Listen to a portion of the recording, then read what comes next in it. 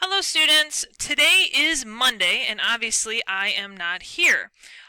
If you were gone on Friday, we did the day 3 notes as well as this day 3.5 notes. So if you weren't here on Friday, check the notes out. They are on Canvas. What we're going to do is we're going to go to the back of the day 3.5 note sheet, and we're going to do a few problems because you guys have a quiz tomorrow. The quiz tomorrow is going to cover all this area stuff. You will be given a formula sheet. The formula sheet is going to look like this. So you'll notice that it's not labeled with, oh, this goes with this shape or this goes with that shape. So you will need to know all those lovely formulas and what shapes use them.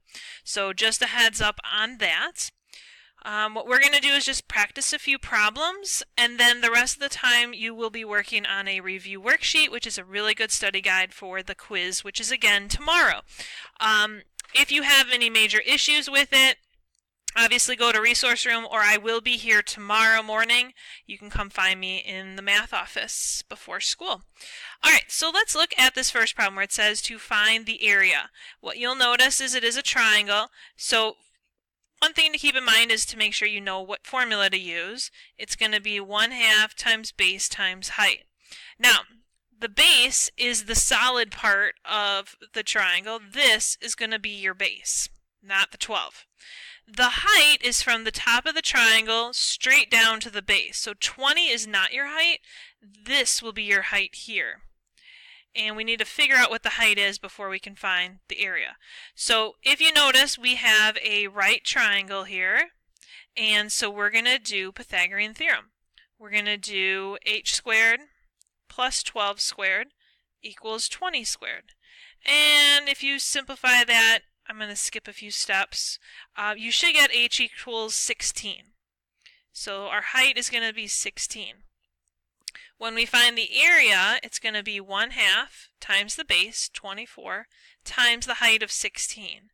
And when you multiply those together, you get 192. Now, I've been emphasizing units. There aren't any units in this particular problem, so if there aren't any units, you can just put a U for units. So square units would be your answer, 192 square units.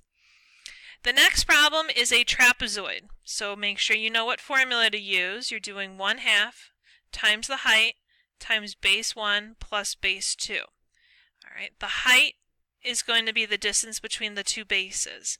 The bases are the two sides that are parallel. So this would be a base and this would be a base. The height is going to be the distance between them. So this is our height.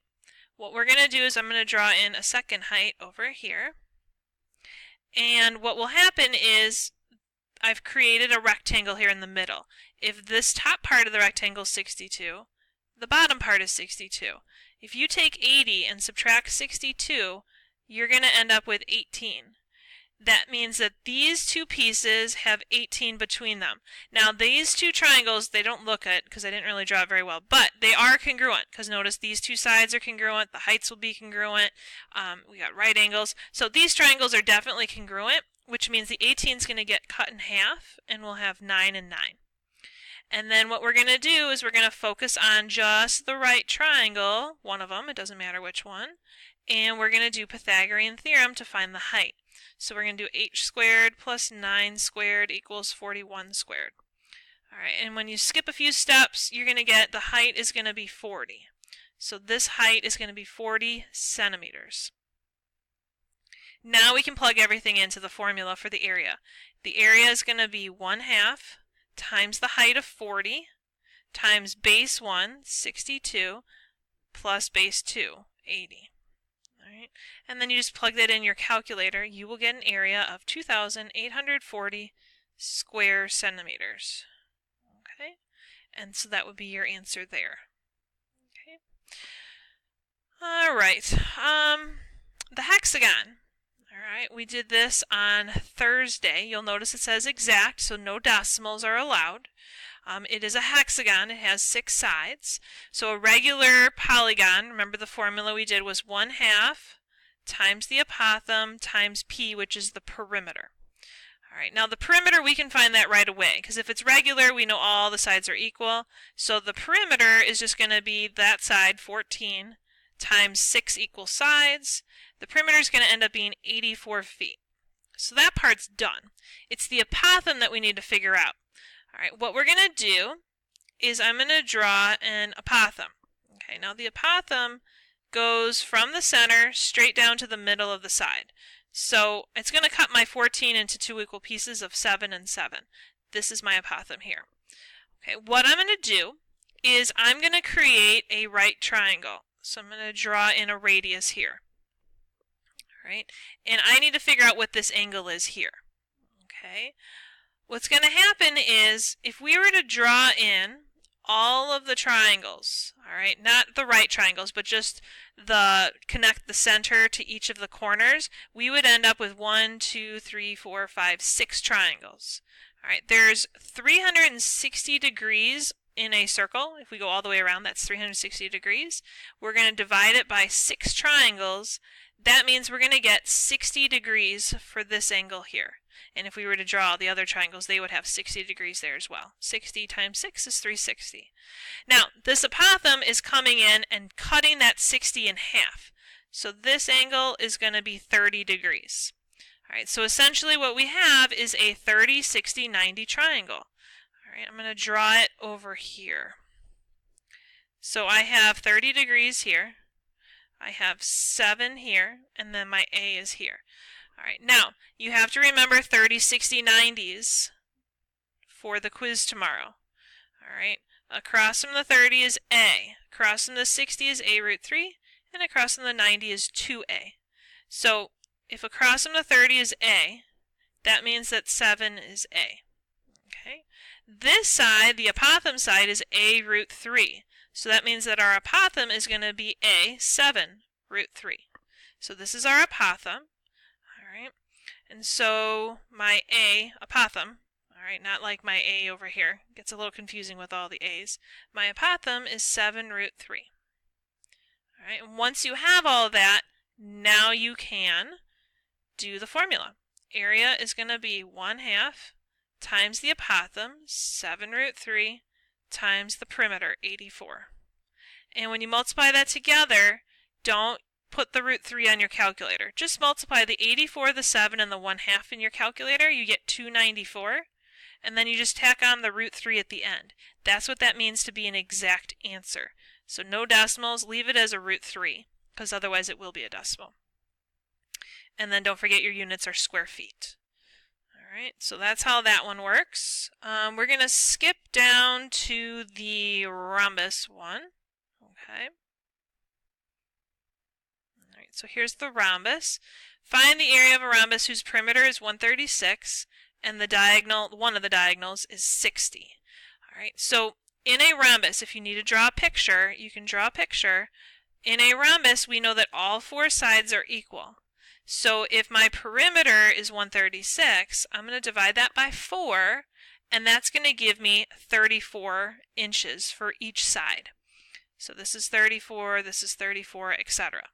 Okay. Now, one of my diagonals is 60. So I'm going to draw in both diagonals here. Okay. The diagonals are going to be perpendicular to each other. If my one diagonal is 60, that means that each piece is going to be 30 because it gets cut in half. What I need to figure out is the other diagonal. So what I'm going to do is I'm going to focus on just one of the triangles here. All right, so there's that yellow triangle that I'm going to focus on. And I'll call this side x. What I'm going to do is I'm going to do x squared plus 30 squared equals 34 squared. All right, to figure out what that piece is. When I do the work, I end up with 16 for this piece. Now, if this piece is 16, that means this piece over here is also 16. So I have one diagonal that we already knew was 60 inches. My other diagonal is 16 and 16, which is 32. All right, so my formula for a rhombus with the diagonals is going to be 1/2 times diagonal 1 times diagonal 2. All right, and you plug that in, you're going to get 960 square inches. Remember that with a rhombus you can also do base times height, but this problem we don't really have much to go on. So when they give you diagonals, you're going to want to use the diagonal formula. All right. Okay. So then let's look at the kite. That'll be our last problem that we focus on. So for the kite, it says to find the exact area. Okay. What's going to happen is we've got the shorter diagonal, remember, gets bisected. So that's kind of helpful. What we're going to do is we're going to focus on this triangle in the upper left-hand corner. When you do that, and you call this x, we're going to have 6 squared plus x squared equals 10 squared. And you're going to end up, if you solve it, you're going to get x equals 8. Okay, so that piece is 8, which means that this piece down here is 8 as well. Once you have that, now we can focus on a different triangle. Okay. We'll focus on this triangle, and I'll call this piece y. So we're going to do 8 squared plus y squared equals 17 squared. And you can simplify that. You're going to get y equals 15. Okay. Now a kite uses the same formula as a rhombus. We're doing 1/2 times diagonal 1 times diagonal 2. We have now found our diagonals. My one diagonal is 8 and 8, which is 16. My other diagonal is 6 and 15, which is 21. And so now I can do 1/2 times 16 times 21 to find out what my answer is going to be. So the answer is going to end up being 168 square millimeters. Okay, and that's pretty much it. So just make sure that you go back and look at all your notes. Make sure you know how to find the area of all the quadrilaterals: rectangle, rhombus, square, parallelogram, kite. Make sure you know how to do the regular